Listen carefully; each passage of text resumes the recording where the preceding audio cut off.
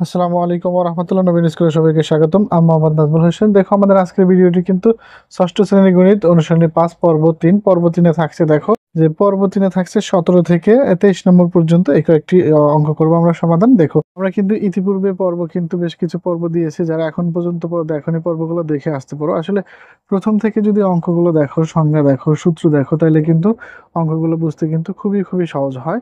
আর এই যে আমরা কিন্তু সরল সমীকরণ অঙ্কগুলো করতেছি, এগুলো কিন্তু একেবারেই ইজি, কোনো কঠিন নাই। দেখো ১৭ নম্বর প্রশ্ন কি রয়েছে যে 3x+12 এটা আমরা সমাধান করবো, অর্থাৎ এখানে কিন্তু চলক বা অজ্ঞাত রাশির মান নির্ণয় করব।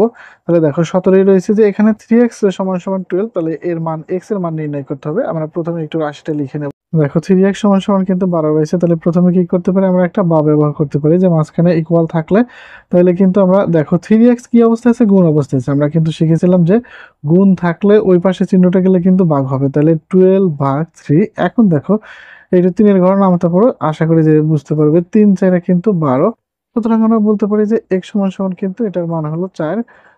এই যে এখন দেখো আমরা কি লিখতে পারি, সরাসরি লিখতে পারি যে নির্ণয় সমাধান। দেখো নির্ণয় সমাধান x = 4, এই হলো আমাদের অ্যান্সার। আশা করি ১৭ নং অঙ্ক বুঝতে পেরেছো। খুবই কিন্তু ইজি একটা অঙ্ক ছিল। দেখো এরপর আমরা 18 নং প্রশ্নের সমাধান করবো। 18 নং এ কি রয়েছে যে 2x+1 = 9, এখানেও কিন্তু x এর মান বের করতে হবে। প্রথমে আমরা একটু রাশিটা লিখে নেব যে 2x+1 = 9। আচ্ছা, আর যদি দেখো যে এখানে মাঝখানে কিন্তু ইকুয়াল রয়েছে, তাহলে বা ব্যবহার করব।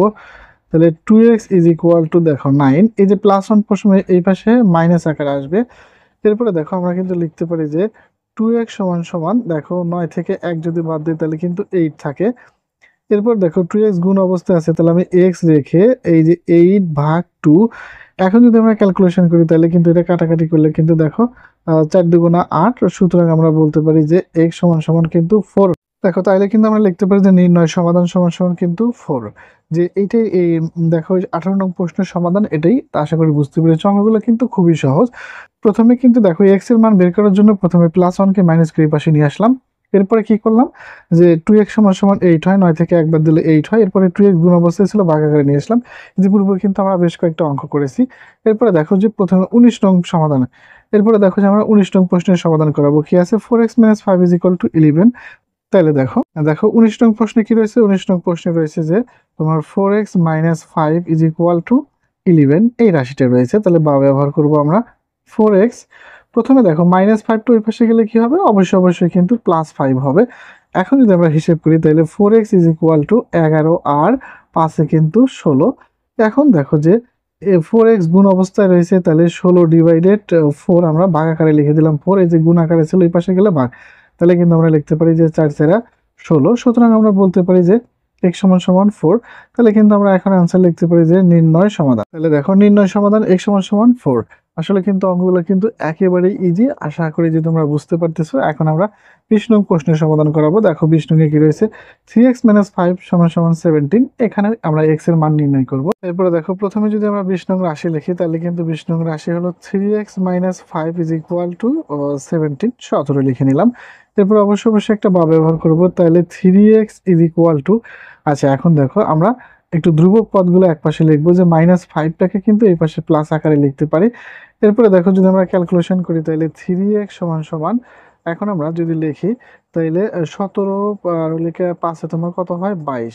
এখন দেখো এখানে আমরা সুতরাং লিখতে পারি যে x = 22/3, গুণ আকারে ছিল এই পাশে ভাগ। আচ্ছা এটা কি কাটাকাটি করা যায়? কাটাকাটি করা যায় না, তাহলে কিন্তু আমরা বলতে পারি এটাই নির্ণয় সমাধান। যদি কাটা যায় তাহলে কিন্তু কেটে দেবো। ইতিপূর্বে যে অঙ্কগুলো পূর্ণ সংখ্যায় ছিল কেটে দেওয়া গেছে, সেগুলো কিন্তু কেটে দিয়েছি। তাহলে এটা আমরা লিখবো নির্ণয় সমাধান। নির্ণয় সমাধান কি দাঁড়ালো, অর্থাৎ x = 22/3, এটাই আমাদের প্রশ্নের সমাধান। এখন আমরা 21 নং প্রশ্ন করব। দেখো 21 নং প্রশ্নে রয়েছে 7x - 2 = x + 16, এইটা। দেখো প্রথমে আমরা 21 নং প্রশ্নে লিখবো যে 7x - 2 = x + 16। এখন দেখো এখানে একটু ভিন্নতা রয়েছে। এখন যেহেতু x এর মান বের করবো, x এগুলো কিন্তু বাম পাশে নিয়ে আসতে হবে। দেখো এই যে চলকগুলো সব এক পাশে থাকতে হবে।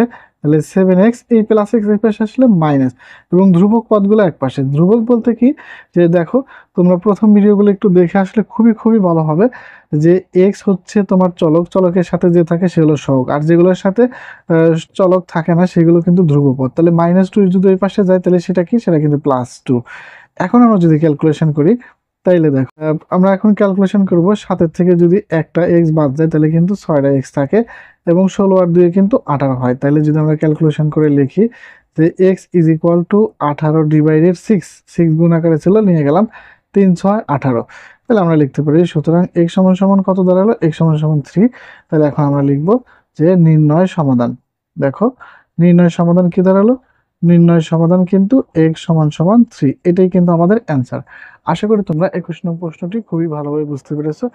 এখানে কিন্তু যে একটু ভিন্নতা রয়েছে যে দুইটা চলক ছিল এবং দুইটা চলক এক পাশে এবং দুইটা ধ্রুবক পদ এক পাশে নেওয়া, এই যে প্লাস এক্স এই পাশে এসে মাইনাস, মাইনাস টু ওই পাশে যা প্লাস, 7 থেকে একবার দিলে 6, 16 আর 2 18 এবং 6 কিন্তু গুণ আকারে ছিল, তাই আমরা কাটাকাটি করলাম 3 6 18। তাহলে কিন্তু এক্স এর মান 3। এছাড়াও কিন্তু এগুলোতে কিন্তু শুদ্ধি পরীক্ষা আছে, শুদ্ধি পরীক্ষা আমরা একটা ভিডিওতে দেখাবো। দেখো এখন আমরা 22 নং প্রশ্নের সমাধান করবো। দেখো 22 নং কি রয়েছে যে 3x মাইনাস 3 মাইনাস এক্স সমান সমান 14। তাহলে প্রথম কাজ কি করব, আমরা রাশিটি একটু লিখে নিলাম, লিখে নেওয়ার পর অবশ্যই বা ব্যবহার করব। তাহলে প্রথমে একটা মাইনাস এক্স থেকে গেলে এখন প্লাস 3, যদি ওই পাশে দেখো ধ্রুবক পদ কিন্তু ওই পাশে চলে যাবে। তাহলে কিন্তু আমরা লিখতে পারি কি যে 14 মাইনাস 3, এই যে প্লাস 3 ওই পাশে যা মাইনাস হয়ে গেল। তাহলে এখন আমরা লিখবো হলো যে minus x is equal to কত হয়, তাহলে কিন্তু এটা 14 থেকে যদি আমরা 3 বাদ দিই তাহলে কিন্তু এটা 11 হয়। এখন দেখো যে এই যে চলকের মান ঋণাত্মক হতে পারে না, তাহলে চলকের মানটা কি করবো, আমরা ওই পাশে দিয়ে দেবো। দেখো যদি আমরা একটা কথা লিখতে পারি যে বা লিখতে পারি যে দেখো যে অতএব এক্স সমান সমান -11, অথবা বলতে পারো যে উভয় পক্ষে কি করে, যে উভয় পক্ষে -1 দ্বারা গুণ করে, -1 দ্বারা গুণ করে, এটাও কিন্তু আমরা লিখতে পারি। দেখো এটাও কিন্তু আমরা লিখতে পারি। এর কারণ কি, এর কারণ হচ্ছে যে মাইনাস মাইনাসে প্লাস, প্লাস 1 এক্স, মাইনাস মাইনাসে প্লাস এক্স অক্ষে এক্স এবং প্লাস মাইনাসে মাইনাস 11 অক্ষে 11, এটাই কিন্তু আমার নির্ণয় সমাধান। এক্স সমান সমান কিন্তু -11 এটা কিন্তু লেখা যায়। আশা করি তোমরা বুঝতে পেরেছো। একেবারেই কিন্তু অঙ্কটা ইজি ছিল। যে প্রথমত কি করেছি যে দেখো যে 3 মাইনাস এক্স, এই যে মাইনাস এক্স রেখে 3 কে ওই পাশে দিলাম, 14 থেকে 3 বাদ দিলে 11 থাকে, কিন্তু চলকের মান ঋণাত্মক না হয় আমরা উভয় পক্ষে -1 দ্বারা গুণ করে x সমান সমান -11 মানিয়ে নিলাম। এখন দেখো যে এই ভিডিওটির সর্বশেষ অঙ্ক কিন্তু রয়েছে 23 নাম্বার, যে 2x + 9 = 3। এখানেও কিন্তু আমার কি করা লাগবে, যে চলকের মান বের করতে হবে, এই যে x এর মান বের করতে হবে। দেখো 23 নং প্রথমে কিন্তু আমরা রাশিটা লিখে নেবো যে 2x + 9 = 3। তাহলে অবশ্যই আমরা প্রথমে কি করব, বা ব্যবহার করব। তাহলে 2x প্লাস এই যে 3 প্লাস 9 তো ওই পাশে গেলে কিন্তু -9 হয়ে গেল। এখন তুমি হিসাব করো যে অথবা আমরা লিখতে পারি যে 2x = আচ্ছা 9 থেকে যদি 3 বাদ দিই তাহলে কিন্তু একটা -6 থাকে। তাইলে এখন দেখো x সমান সমান -6/2, তাহলে কিন্তু আমরা বলতে পারি 3 × 2 = 6। অতএব কিন্তু এবারও কিন্তু x এর মান কিন্তু -3 বের হলো। তাহলে কিন্তু আমরা এখন লিখতে পারি যে নির্ণয় সমাধান, নির্ণয় সমাধান x সমান সমান -3, এটাই কিন্তু আমাদের প্রশ্নের সমাধান। যে আশা করি এখানে দেখো আমরা যে কটা অঙ্ক করালাম সবগুলো অঙ্ক কিন্তু একেবারেই ইজি ছিল। আশা করি তোমরা বুঝতে পেরেছো। তোমাদের সৃজনশীল ভালোভাবে পারার জন্য পাঠ্য বইয়ের অঙ্ক কিন্তু অবশ্যই ভালোভাবে পারতে হবে, এটাই কিন্তু 1 নম্বর শর্ত। এইগুলো পারলে যে কোনো সৃজনশীল তোমরা করতে পারবে। পরবর্তী ভিডিওগুলো পেতে সাবস্ক্রাইব করে আমাদের সাথেই থাকো। আল্লাহ হাফেজ।